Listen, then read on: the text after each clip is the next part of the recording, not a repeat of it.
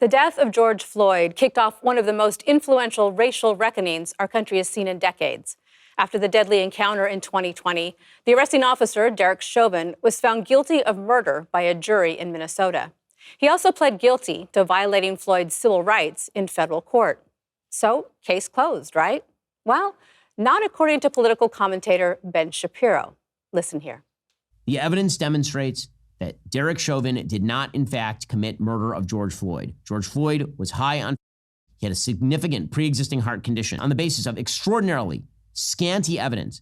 And despite the fact that there was massive pressure on the jury, that the mayor of Minneapolis paid a settlement to the George Floyd family immediately, that the president of the United States suggested that Derek Chauvin was guilty right off the bat, that the jurors were being openly threatened and admitted as much. Despite all of that, Derek Chauvin was convicted on federal charges and pled guilty to federal charges. If we're going to talk about delivering pardons, President Trump, I think, should really seriously consider pardoning on federal charges. He can't pardon on state charges Derek Chauvin, who is convicted of the murder of George Floyd. So Shapiro has started a petition hoping to catch President Trump's attention. He says Chauvin could not get a fair trial or an unbiased jury due to the high-profile nature of the case. So far, the president hasn't responded, but Shapiro has caught the attention of Elon Musk, who responded to Shapiro's video on X saying, quote, something to think about. Joining the conversation now is Dr. Phil. Dr. Phil, I really appreciate you doing this with us because you had Courtroom Services, Inc. That was a jury consulting firm for many years. You are very familiar with trials, with the legal system. I wanted to get your take on Ben Shapiro's opinion here that there was no way that Derek Chauvin could get a fair trial here because not only the high-profile nature, but sort of what was going on in our country at that time. In fact, here's a quote. He said, quote, make no mistake, the Derek Chauvin conviction represents the defining achievement of the woke movement in American politics. Do you agree with this? Well, that's a complex question, Loni, and let me say first, I have tremendous respect for Ben Shapiro. I know him; we've known each other a long time, and I know that Ben doesn't just go off on a flyer. You can bet that he's done his homework. He's thought about this carefully. He's looked at the timeline and the record of events carefully before he takes a position on that. And because I know that about Ben, it would cause me to say, let's take a hard look at this. But what we have to do, of course, if it's just a matter of a pardon, that's a subjective decision by the president on federal charges. That wouldn't get Derek Chauvin out of jail, certainly.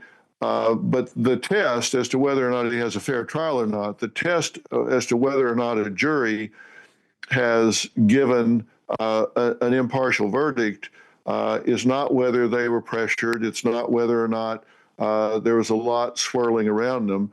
The test is whether or not they can listen to the instructions of the judge and they can apply the law fairly as instructed and do so without bias. And there's no question it would take a lot of courage for a jury to have gone against what was being tried in the court of public opinion at the time, because this case was being tried in the court of law, and it was also being tried in the court of public opinion.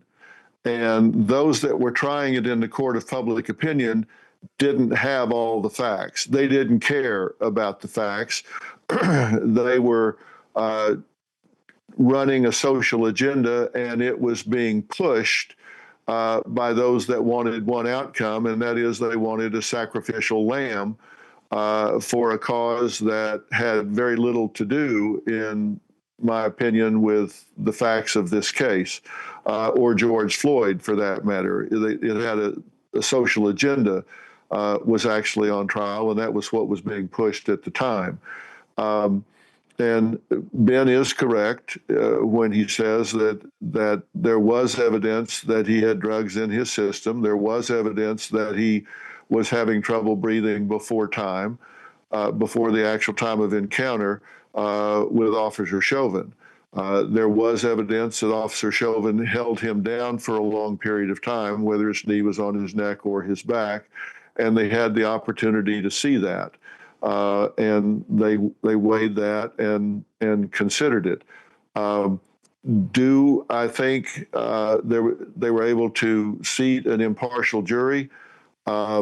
Listen, I've been involved in seating an awful lot of juries, and had I been involved in that, I would have thought that was a very steep hill to climb at the time.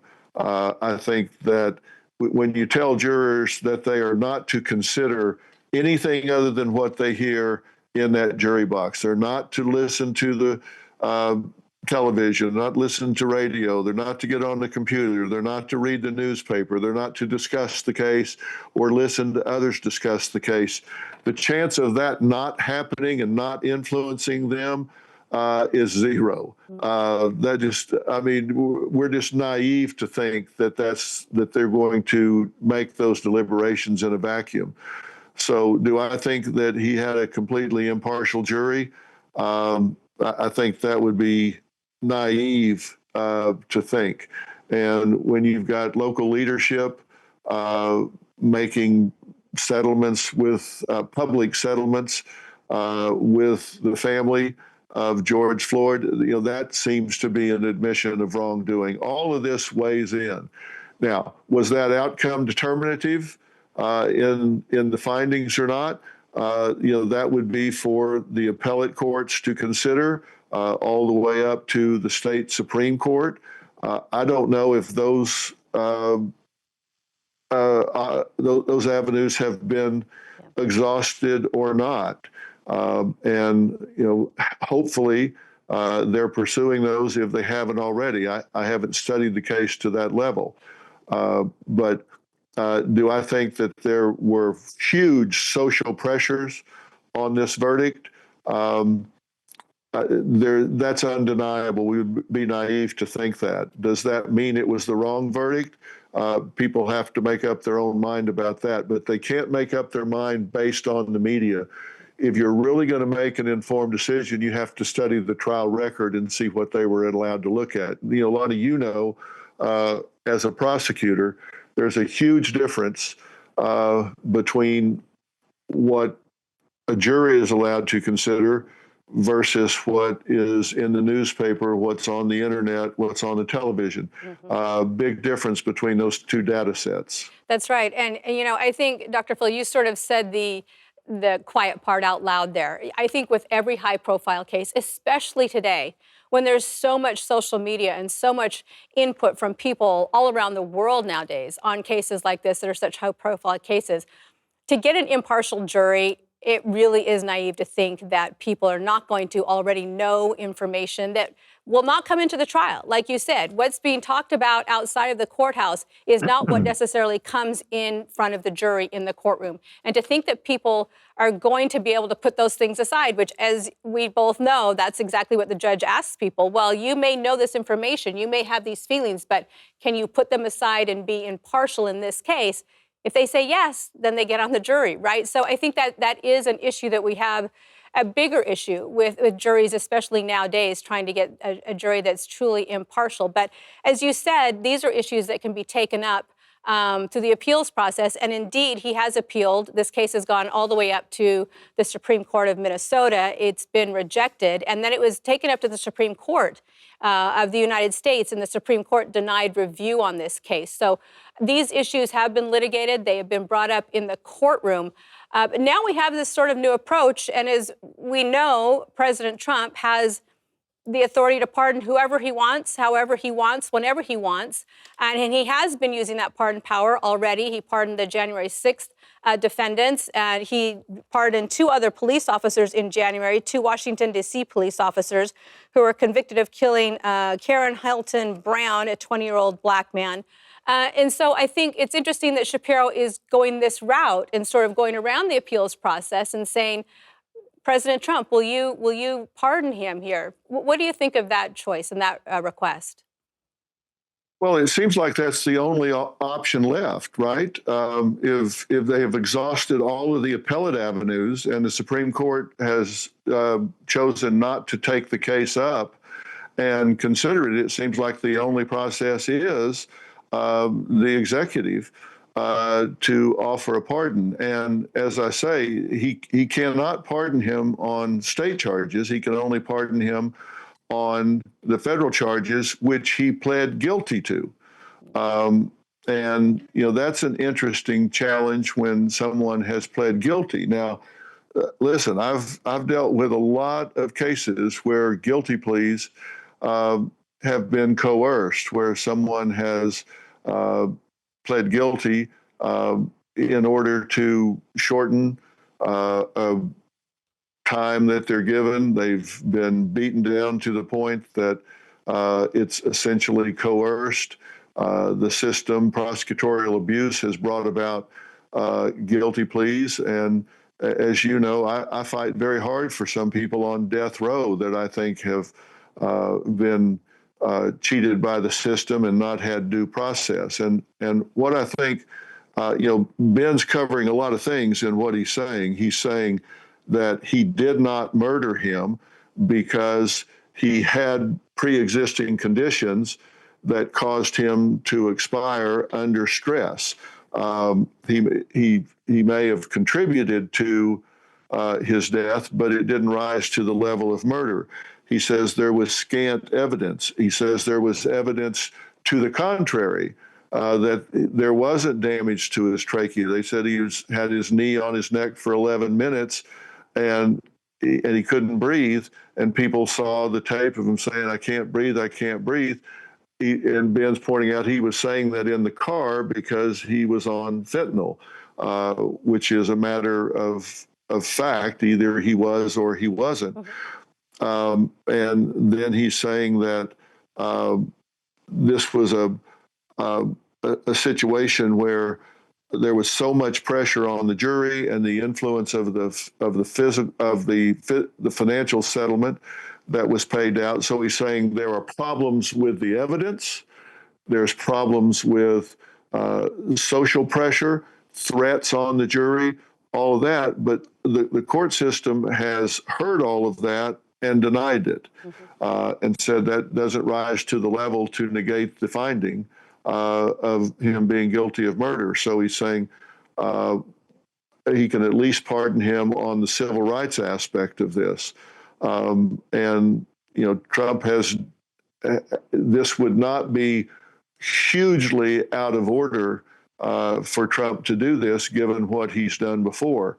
But if he does it, I would certainly think he needs to not just do it out of hand, but to explain the reasons that he is doing this. And I think you can make a good case for why he would do this. I'm not saying it would be dispositive, that everybody would go, "Oh, okay, got it."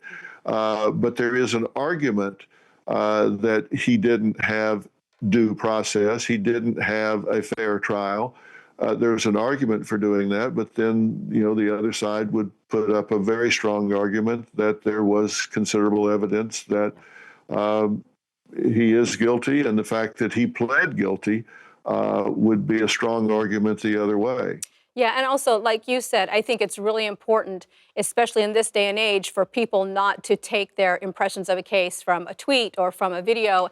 And, things that Ben Shapiro say in that video are the things the defense argued in the case. It's essentially the same argument that there were, these other contributing factors. The medical examiner did know about the fentanyl. They did know about his heart condition, but they said that his death would not have happened but for the restraint and the way that Deputy Chauvin, put his knee on his neck for 8+ minutes. And so those were all issues that were put in front of the jury. The jury came to their conclusion.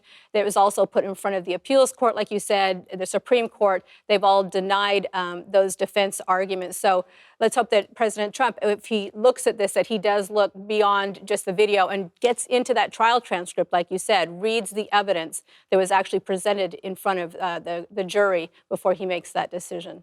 Listen, I want to close by saying we can't deny that Ben makes a very valid argument in that the jury here and even the courts are under tremendous pressure from the social aspects of this, because it became the battle cry for BLM and what was happening at the time. There's tremendous social pressure on jurors and officials alike. So this is an unusual case. And Ben's not just going off on a flyer here. That is a legitimate concern. I'm not saying that it outweighs the other side, but I'm saying you can't deny that. That is a legitimate concern. This was a very unusual time, and all of that social pressure was a legitimate factor that had to play into not only the jury's decision, but even the higher court's decision. Yeah, I think that is definitely an important conversation about our juries nowadays and how we pick our juries and how we can get impartial juries. It's very important. Dr. Phil, thank you so much for your insights here. It's always priceless for us to have that. Thank you. Thank you, Loni. We've got more news coming up next. Stay with us.